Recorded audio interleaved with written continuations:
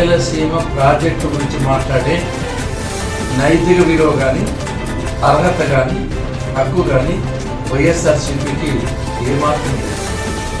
కారణం ఏమంటే, ఈ రాయలసీమను సస్యశ్యామలం చేయాలి,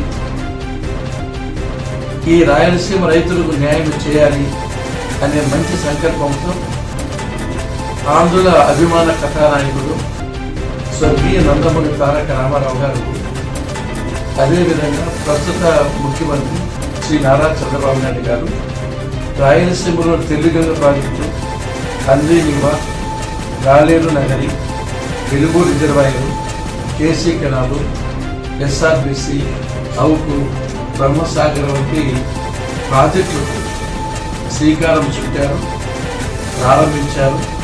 వాటి నిర్మాణాలు దాదాపు పూర్తి చేశారు. ఒక్క మాటలో చెప్పాలంటే, ఈ హంద్రీనీవా అనేది ఈ రాయలసీమకు ఒక జీవనాడి, ఒక వరప్రసాదం. ఈ హంద్రీనీవా వల్ల 6 లక్షల ఎకరాలకు సాగునీరు వస్తుంది, 33 లక్షల మందికి తాగునీరు వస్తాయి. 21 మండలాలు, 437 గ్రామాలు.